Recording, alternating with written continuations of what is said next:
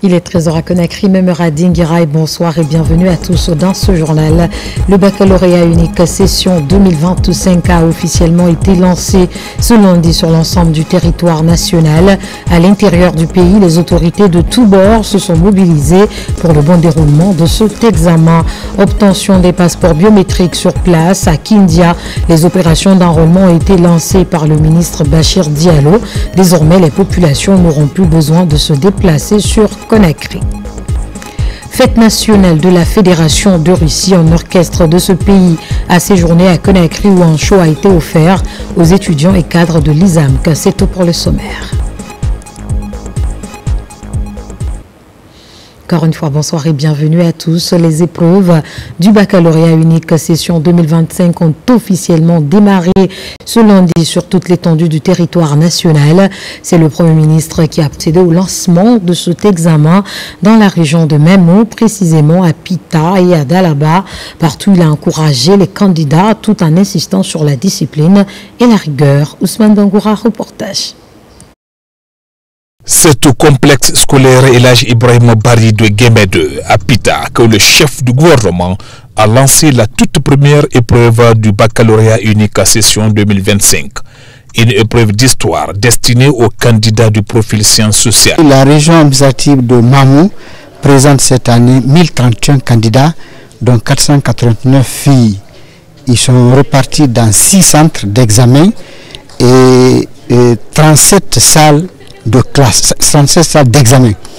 Et ils sont encadrés par 78 surveillants avec les agents de santé et de sécurité. Poursuivant son périple au Fouta, le Premier ministre a mis le cap sur Dalaba, où il a lancé la seconde épreuve de la journée à l'école primaire Alpha Yaya Diallo. Ce que je dois dire, qui est un élément très réconfortant, c'est la qualité de l'organisation que nous avons constatée. Et le second aspect, c'est la représentativité des filles. Vous savez qu'on est au cœur du Fouta, dans une région qui était particulièrement relativement conservatrice, où on n'encourageait pas les filles à aller à l'école. Aujourd'hui, si on me dit qu'à Mamou, le plus fort taux de représentativité des filles sur le plan national est enregistré à Mamou, cela veut dire qu'il y a quelque chose qui bouge, quelque chose qui change. Pourquoi on insiste sur l'éducation des filles? Parce que vous savez, si une fille atteint le niveau du certificat d'études, ses enfants iront plus loin qu'elle, donc iront plus loin que le certificat d'études. Je souhaite aux enfants, disons, bonne chance. Le bac, ce n'est pas un concours, c'est une épreuve d'inventorier et d'évaluer le niveau de connaissances acquises pour pouvoir permettre, disons, d'aller dans l'enseignement supérieur. Au-delà de leur détermination, ces élèves plaident pour une révision de temps de composition. Ça se déroule bien, mais de tout ce qui me touche le cœur, que je n'ai pas pu recopier sur la feuille directement, ça se trouve sur mon brouillon, je n'ai pas eu le temps de recopier tout ça. Le temps était trop petit pour nous. En prenant part personnellement au lancement des épreuves dans la région de Mamou, le Premier ministre Amadou Ouriba réaffirme l'engagement du gouvernement à promouvoir des examens crédibles et équitables. Dans le même registre à Conakry, c'est la gouverneure de la ville qui a procédé au lancement officiel du bac 2025. Cet examen a également connu une forte mobilisation des délégations spéciales des différentes communes. L'étape de Conakry avec Moussa Bangoura. Comme partout dans le pays, à Conakry, le baccalauréat unique session 2025 a été lancé partout dans les 13 communes de la capitale. Cadres de l'administration publique, autorités locales à tous les niveaux étaient tous mobilisés. Après le lancement des premières épreuves, d'utiles conseils ont été prodigués aux candidats. Il a été instruit à tous les responsables, à tous les niveaux, de prendre leurs responsabilités parce que les examens cette année sont placés sous le signe de la responsabilisation. J'ai eu à leur donner des conseils, de ne pas surtout paniquer, c'est un examen comme tout autre examen. De lire bien les questions, de les comprendre avant de passer aux réponses. De ne pas être anxieux, ne pas se stresser, Et c'est comme ça qu'ils pourront donner des réponses adéquates. Dans 72 centres d'examen, toutes options confondues, pour ces évaluations, 31 022 candidats, dont 15 234 filles, affrontent ces épreuves dans la capitale Conakry. Je sais qu'il ne peut pas donner ce qu'on n'a pas fait en classe. Donc le mieux c'est de se concentrer sur soi-même, compter sur soi-même et d'éviter toutes sortes de fraudes. Cette évaluation qui couronne la fin de cycle de lycée, je pense que si on a bien appris de la 11e année jusqu'en terminale, il n'y aura pas de problème parce que nous sommes dans les programmes. Et c'est pourquoi j'invite les candidats à partir de maintenant d'être sereins et avoir confiance en eux-mêmes. Responsables éducatifs, délégués scolaires, encadreurs et services examens sont à pied d'œuvre pour la réussite de ce concours national. On les a souhaité bon courage en espérant qu'on obtiendra le meilleur résultat. C'est une compétition nationale, chacun doit se battre. Et voilà, ils sont l'avenir du pays et nous comptons sur eux et ils doivent pouvoir nous honorer et honorer les parents.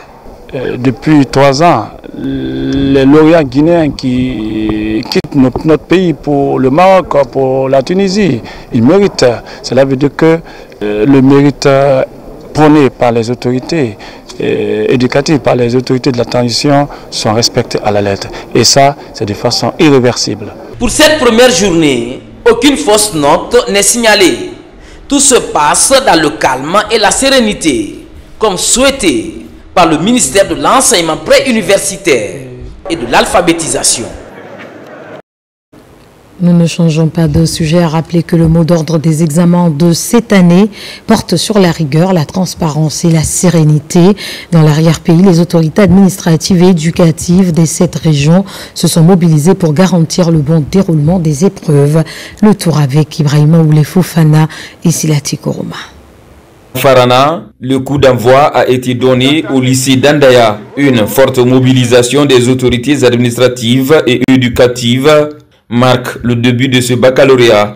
Comme dans le reste de la région, toutes les dispositions sont prises pour un examen sans faille. L'épreuve d'anglais a ouvert le bal. Depuis le début, aucun incident n'a été signalé et nous souhaitons que le bac aussi se passe de la même manière. Et cette année, nous avons 2201 candidats au baccalauréat, 310 filles reparties dans 10 centres. On a passé toute l'année à se préparer, à réviser, à suivre les professeurs. Oui, je suis prête. À l'Abbé, ils sont 1447 candidats, dont 726 filles reparties dans 14 centres, y compris les établissements franco-arabes. Nous voulons, n'est-ce pas, cette année, un examen crédible, responsable, la transparence. Donc c'est pour cela d'ailleurs le ministre Jean-Paul Sidi a beaucoup insisté, non seulement sur le professionnalisme, sur la transparence, sur la responsabilité de tous les acteurs qui sont impliqués dans ces examens nationaux. Direction Mamou, la ville Carrefour. C'est au lycée-collège El Haj Aboubakar Doucouré que le gouverneur, entouré des acteurs du système éducatif, a lancé la première épreuve. Au niveau de Mamou, nous avons 477 candidats au total, dont 221 filles qui sont reparties dans 3 centres. Durant toute l'année, on était en train de sensibiliser les différents acteurs par rapport au processus. Donc tous les acteurs ont reçu suffisamment d'informations par rapport à leur rôle et responsabilités. Dans la région de Boké, 4291 candidats, dont 1816 filles, sont inscrits. L'école du centre a servi de cadre au lancement officiel. Tout se passe bien parce que les sensibilisations ont été faites avant le lancement des épreuves. C'est pourquoi cette année, il n'y a pas eu de fraude au niveau régional. Que ce soit au CE, au BEPC, et nous souhaitons aussi que le baccalauréat aussi se passe dans les meilleures conditions. À Zérékoré, dans la région forestière, plus de 7200 candidats, dont 2600 filles, sont en lice. C'est dans un climat calme et serein que les autorités ont lancé la première épreuve au lycée-collège général Lansana Conté. Nous avons au niveau de la région un total de 7288 candidats, dont 2670 filles, 24 centres. Dans la savane guinéenne, la mobilisation est tout aussi forte. 10 703 candidats, dont 3285 filles reparties dans 31 centres d'examen affrontent les épreuves. Les enfants sont déjà sensibilisés, c'est zéro tolérance. Donc depuis l'amont, nous avons commencé déjà à les sensibiliser par rapport à l'assistance de tout document. Enfin, à Kindia, la ville des agrumes, c'est au lycée franco-arabe que les épreuves ont été lancées. Les consignes sont respectées par tous les acteurs, les candidats, les encadrants et les responsables. Le baccalauréat unique, session 2024-2025, s'étendra sur 4 jours. 7 matières à affronter pour décrocher le précieux sésame vers l'université. Une étape décisive pour des milliers de jeunes Guinéens en quête d'avenir. Dans un autre registre, le ministre des Transports, porte-parole du gouvernement, a visité les installations de l'usine FAP-Gaz SA située à Konta dans la préfecture de Forêt-Caria. Des recommandations sur le respect des normes de sécurité et de protection de l'environnement ont été formulées. Reportage Abraham Christophe Conté, Mohamed Aïcha Silla. À Konta, dans la préfecture de Forêt-Caria, il n'y a pas seulement que des projets miniers et portuaires, mais il y a aussi une unité de production de gaz butane domestique. Dans le registre de sa série de visites, le ministre des Transports fait une immersion dans les installations de l'usine FAP-Gaz SA. Ce géant national de production et distribution de gaz butane domestique a une capacité de production de 1 million de bouteilles par an. On ne pouvait pas passer à côté sans avoir la curiosité de venir voir ce qui se passe ici. C'est ma première visite ici. Je peux avouer que je suis très agréablement surpris à la fois du processus, mais aussi du personnel. Quand on tourne, généralement quand on nous dit une infrastructure industrielle, on s'attend à voir des Chinois, des Indiens. Mais là, on voit un personnel local qui est en train de mettre en œuvre des compétences. C'est le moment de saluer cette volonté du chef de l'État de rendre les Guinéens autonomes dans tous les secteurs. Cette visite ministérielle dénote de l'engagement du président de la République à inviter les partenaires au respect des normes de sécurité et de protection de l'environnement. C'est une fierté qu'un ministre vienne voir ce que nous avons bâti ensemble pour la Guinée, pour les Guinéens, sous l'impulsion du président de la République, qui, je vais le rappeler, est l'initiateur de ce projet. Il nous a reçus une fois, il nous a demandé de trouver les voies et moyens pour développer le secteur gazier. Et l'une des pistes que nous lui avons suggérées à l'époque, c'était de réaliser une usine. Et sans hésitation aucune, il a donné son feu vert pour que l'usine soit réalisée. Ça ne s'arrête pas là. Dans les semaines, dans les mois à venir, nous allons mettre en place un dépôt de stockage, un stockage temporaire, qui sera suivi d'un stockage beaucoup plus grand, qui va peut-être contenir 7000 tonnes de capacité de stockage de gaz butane. Cette unité industrielle est l'œuvre d'un compatriote. Depuis son implantation, cette usine de fabrique de bouteilles FAP-Gaz est en pleine mutation en termes de production et de distribution en faveur des populations. Elle offre également des milliers d'emplois aux jeunes. Et puis l'accès au passeport biométrique est désormais possible à l'intérieur du pays. Pour l'étape de Kindia, les opérations d'enrôlement et de délivrance des documents ont été lancées par le ministre de la Sécurité et de la Protection civile, Alphaïsia Gabar, Souleymane Kondé. À Kindia, la ville des agrumes, la joie de la population est immense. Pour la première fois, les opérations d'enrôlement et de délivrance des passeports biométriques se font sur place. Le salut vient de la volonté politique du président de la République, le général Mamadi Doumbouya, qui fait de la modernisation de l'administration publique une de ses priorités.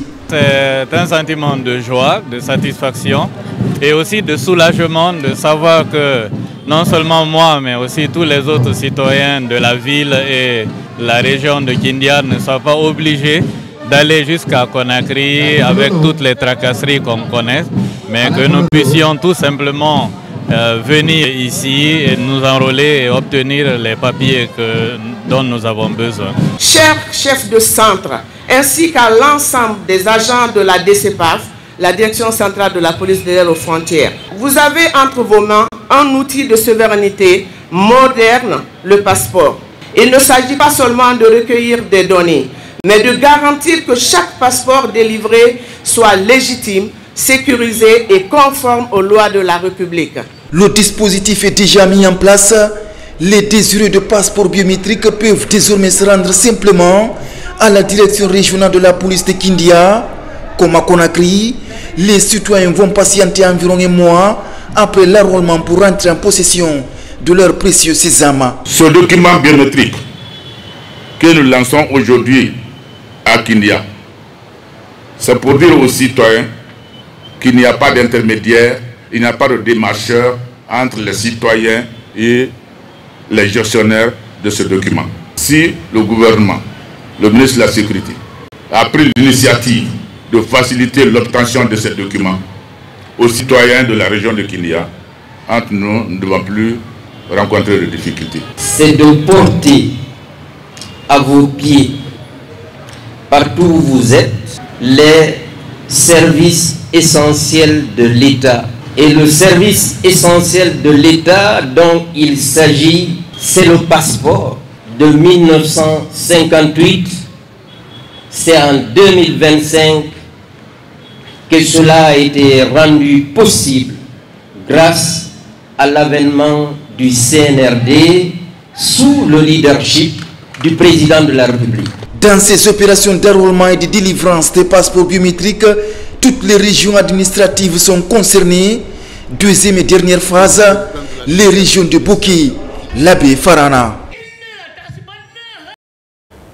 Nous poursuivons cette édition. Le comité de pilotage du projet d'appui au développement industriel et à la résilience des entreprises vient de tenir sa toute première session. Il était question de présenter et d'adopter son plan de travail et son budget annuel 2025. C'est un projet conjointement financé par la Banque africaine de développement et le gouvernement guinéen à hauteur de 15 600 000 $. Abdul Karim Kamara. Au commencement est l'état d'un environnement économique et financier. Imaginez celui-ci avec une informalité des entreprises, une dispersion des interventions en faveur du secteur privé ou encore la non-mise à jour de certains documents d'intervention stratégique. Aujourd'hui, le projet d'appui au développement industriel et à la résilience des PME, PADIR PME, est ce dispositif qui pallie ces insuffisances en Guinée. Ici, les membres de son comité de pilotage se retrouvent pour la présentation et l'adoption du plan de travail et budget annuel 2025. Ce projet, c'est comment traduire en des faits concrets la politique nationale de développement industriel qui vient d'être adoptée par le gouvernement. La seconde dimension, c'est l'appui institutionnel. Vous avez un ensemble d'acteurs qui interviennent en faveur du secteur privé. Il faut renforcer leurs compétences pour soutenir convenablement le secteur privé. Le PADIR PME a 3 composantes et les structures bénéficiaires des activités planifiées pour 2025 sont pour la plupart logées au ministère du Commerce, Industrie et PME. Cela arrive à un moment où un recensement général des entreprises industrielles a donné naissance à une cartographie de l'industrie guinéenne. Ce projet nous appuie pour continuer ce travail que nous avons déjà commencé dans le cadre de la mise en œuvre de la politique. Donc la vulgarisation de la politique nationale de développement industriel sur l'élaboration des textes réglementaires dans la mise en œuvre du Conseil national de l'industrie.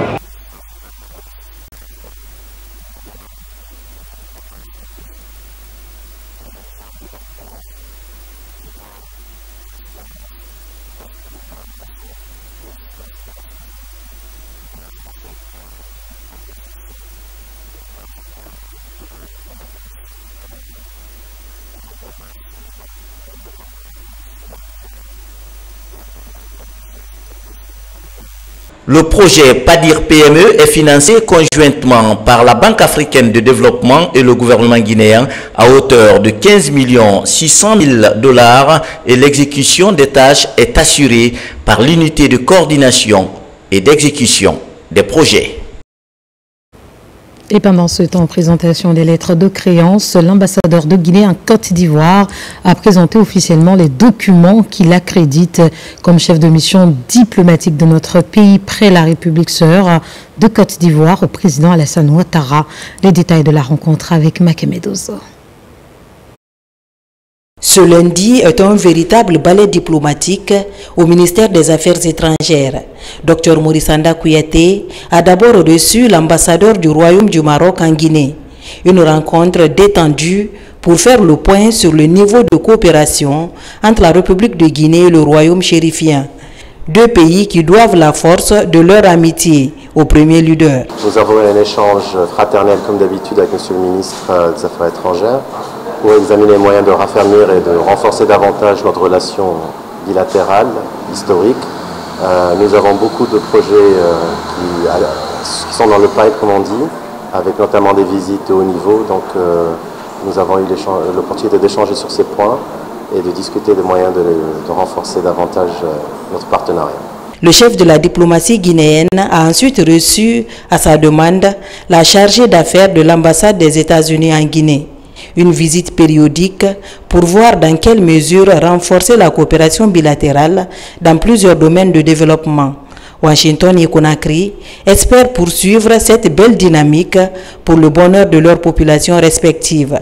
Merci beaucoup. Vraiment, c'est un honneur d'être toujours ici pour en fait grandir notre relation bilatérale sur plusieurs domaines pour combattre l'immigration illégale, pour encourager les Guinéens de construire le pays de vos rêves et aussi pour l'investissement américain. On veut encourager encore l'investissement américain de $1 milliard. Aussi, on a une très bonne collaboration. On a vu que la Guinée n'est pas sortie sur une liste de sanctions pour les visas et tout ça. Et vraiment, c'est à cause de notre bonne compréhension, notre bonne relation. Et vraiment, nous adorons la Guinée. Et nous voulons tout le monde réussir ici en Guinée. Dans la foulée, l'ambassadeur de la République islamique d'Iran a sollicité une audience auprès du chef de la diplomatie guinéenne. Les deux personnalités ont passé en revue la situation conflictuelle qui secoue le Moyen-Orient. Une occasion pour Dr Morissanda Kouyaté de rappeler la vision du chef de l'État, le général Mamadi Doumbouya, et la position de la Guinée concernant un monde qui promeut des valeurs de paix et d'humanité. J'ai rencontré le ministre Dr Morissanda Kouyaté, avec qui j'ai échangé sur la situation qui prévaut dans mon pays, l'Iran. Comme tout le monde le sait d'ailleurs, c'est une agression que nous subissons et nous nous défendons selon l'article 51 des Nations Unies. Nous demandons à la communauté internationale de condamner cet acte. Le ministre nous a dit que son pays travaille à trouver les voies et moyens pour la pacification du Moyen-Orient. Nous restons derrière cette déclaration car c'est une situation qui exige des efforts de la part de tous. Enfin, ce fut le tour de l'ambassadeur du Royaume de Belgique en République de Guinée d'être reçu. Une audience d'adieu après plusieurs années de bons et loyaux services au service de la coopération guinéo-belge. Certainement la Guinée va me manquer. Il y a beaucoup de choses qui vont me manquer ici et je prendrai avec moi d'excellents souvenirs de la Guinée. On a effectué au niveau du ministère des formations des diplomates guinéens qui était très intéressant et une belle réussite, et aussi le projet de coopération à travers l'agence belge de développement ENABEL dans plusieurs domaines. Toutes ces audiences illustrent la bonne santé des relations bilatérales entre la République de Guinée et ses pays. Le chef de la diplomatie guinéenne a transmis au chef d'État de ces différents diplomates les situations fraternelles et distinguées du président de la République, le général Mamadi Doumbouya. Intéressons-nous à présent à l'armée guinéenne dans l'enceinte de l'école militaire technique de Falé-Sadé. Un événement capital s'est déroulé. Il s'agit d'une avancée significative dans la sécurisation du territoire. Au moins 30 militaires ont été honorés pour l'occasion pour leur engagement et leur dévouement pour la patrie. Issus d'unités d'élite, ces soldats ont reçu leur certificat d'éléments opérationnels en déminage et dépollution du niveau 1. La cérémonie a été présidée par le commandant adjoint du groupement des forces spéciales, adjudant Abdulkader Kamara, correspondant de la presse militaire. Ils sont 31 militaires, sous-officiers et hommes du rang à recevoir leur certificat d'élément opérationnel en déminage et dépollution de niveau 1 ici à l'école militaire technique de Falesadi. Ces soldats, issus majoritairement des unités d'intervention, notamment le groupement des forces spéciales GFS, le groupement d'intervention rapide GFIR, le bataillon autonome des troupes aéroportées BATA et le bataillon du génie militaire, constituent désormais la première promotion de ce stage. Parmi eux figurent également les éléments des bataillons opérationnels régionaux BOR, actuellement déployés pour la sécurisation de nos frontières. Vous êtes désormais équipés non seulement d'outils, mais aussi la conscience de l'impact des munitions obsolètes, des munitions tirées non explosées, des munitions abandonnées, des mines antipersonnelles de tout genre, des engins explosifs improvisés. Donc, restez vigilants, exigeants et déterminés dans toutes les décisions que vous allez prendre. Durant votre séjour ici, vous avez fait preuve de détermination, de résilience et de curiosité. Ces qualités, je l'espère, vous accompagneront dans votre parcours professionnel.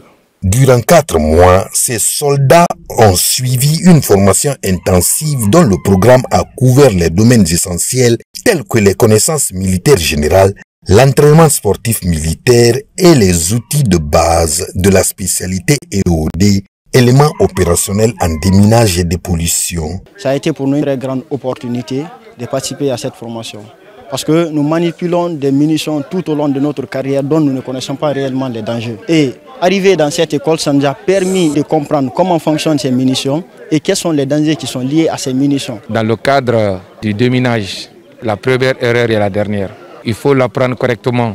Si on a le personnel qualifié qui peut vraiment diminuer le risque de ces menaces, ça ne ferait qu'être encouragé et félicité. Cette journée historique s'est clôturée par la plantation de plusieurs arbres fruitiers au sein de l'école. Un geste symbolique marquant le passage de cette promotion et laissant un souvenir durable de leur formation. Troisième grand titre de cette édition à l'occasion de la fête nationale de la Fédération de Russie. Un orchestre de ce pays a séjourné en Guinée pour un concert et des échanges avec les étudiants et cadres de l'Institut supérieur Mori Kanté de Dubrika. Les détails avec Mohamed Trois Camara. Les étoiles montantes est le nom de ce trio musical qui vient de Moscou. Regina au violon, Yana au piano et Valérie au ténor. C'est à l'occasion de la fête nationale de la Russie que cette organisation a eu lieu dans la chancellerie de l'ambassade de Russie en République de Guinée. Une occasion pour le diplomate de magnifier les liens d'amitié et de coopération qui réunissent les deux pays. Au cours des dernières années, notre coopération avec la Guinée dans le domaine de culture et des arts a connu un développement remarquable. En 2023, un mémorandum a été signé entre le ministère de la Culture de la Russie et le ministère de la Culture, du Tourisme et de l'Artisanat de Guinée. Les échanges entre les universités des arts de nos deux pays se développent progressivement. En particulier, cette année, l'Institut supérieur des arts Mori Kanté de Dubrika et l'Université russe des métiers d'art traditionnels ont entamé un dialogue. Après le concert, cette délégation a été reçue par les étudiants et responsables de l'Institut supérieur Mori Kanté de Dubrika pour des échanges culturels entre nos deux pays. Lecture de Saint-Coran pour la paix et la cohésion sociale à Koké, district relevant de la sous-préfecture de Mafereya dans Fourekaria. Une démarche spirituelle des fils et filles de la localité pour invoquer la stabilité en Guinée, réaffirmer leur engagement à participer activement au développement de leur localité. Kerfa la presse Camara, compte rendu. Dans une ambiance empreinte de spiritualité et de ferveur citoyenne, la communauté des Koké s'est retrouvée autour du Saint-Coran. Objectif, prier pour la paix, la cohésion nationale et la quiétude sociale en Guinée. Cette initiative est portée par les fils et filles du district, tous unis par le même idéal, bâtir un avenir meilleur pour leur localité.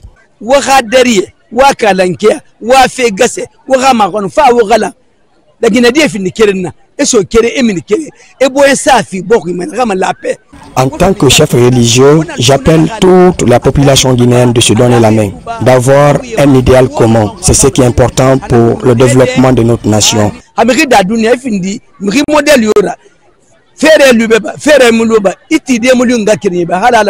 Nous nous sommes donné les mains parce que l'État ne peut pas tout faire. L'État fera son mieux.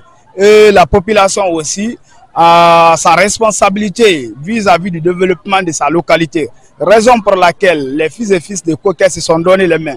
Vous avez vu à tout à l'heure la mosquée. Une mosquée de 800 places qui est à 60% d'exécution sur le pont de Wondomodia. C'est un pont qui est en bois, qui est réalisé par les habitants de Koké. Ce pont permettra le passage des piétons et les bicycles. Vu la fragilité de ce que nous croyons comme un bijou, fait que beaucoup de motos se retrouvent au fond du fleuve. Ce moment de communion a aussi permis de mettre en lumière les efforts déjà consentis par les ressortissants de Koké. Quelques infrastructures sociales ont vu le jour grâce à leur mobilisation. Mais les défis restent encore nombreux pour répondre aux attentes des populations. Koké a fait la demande du courant électrique, cela fait plus de 50 ans. Mais c'est grâce au CNRD et au président Mamadi Doumbouya que nous avons eu le courant à Koké. Donc les jeunes se disent qu'ils ne peuvent pas être en reste compte tenu de ce qui se passe aujourd'hui dans le pays sans manifester leur joie, leur soutien au CNRD et au président Mamadi Doumbouya. Nous sommes ici dans l'arrière-pays, nous avons beaucoup de besoins en matière d'infrastructure. Pour aller plus loin, les filles et fils de Koké lancent un appel solennel aux autorités et aux personnes de bonne volonté. Leur ambition, doter le district des infrastructures essentielles à son développement et assurer l'épanouissement de toutes les couches sociales. Une main tendue pour transformer cette volonté collective en action concrète. Le monde du football guinéen est en deuil et l'Hadj Aboubacar Morton Souma a tiré sa révérence la semaine dernière à la Mecque. Ancien comptable au ministère de l'économie et des finances et directeur des affaires administratives et financières de la Fegifoot, Aboubacar Morton Souma est décédé après avoir fini le rituel lié au pèlerinage. Parents, amis et collaborateurs lui ont rendu un dernier hommage à travers une cérémonie de lecture du Saint-Coran. Falilou Diallo. Diplômé des sciences économiques, l'Hadj Aboubacar Morton Souma est né en 1956 à Cancan. Il commença sa carrière sous l'ère du docteur Ibrahima Kassouri Fofana, où il exerce pendant plusieurs années avant d'être remercié par la transition du capitaine Moussa Dadis Camara. Depuis cette période, Aboubacar Morton Souma n'a cessé de jouer sa partition pour le rayonnement de la Guinée, toute chose qui lui a valu plusieurs postes de responsabilité, notamment le poste de directeur des affaires administratives et financières de la Fegifoot entre 2011 et 2017. Je vous avoue que Aboubacar Morton Souma est l'un des membres célèbres de notre famille. Moi, sincèrement, aujourd'hui, nous sommes comblés parce que Aboubacar Morton Souma est décédé au lieu saint de la Mecque après le pèlerinage. Al-Hajj Aboubacar Morton Souma était pour nous un voisin qui a rempli toutes les bonnes conditions de bon voisinage. Il a été également comptable au ministère de l'économie et des finances durant plusieurs années, avant de quitter l'appareil administratif et la Fegifoot.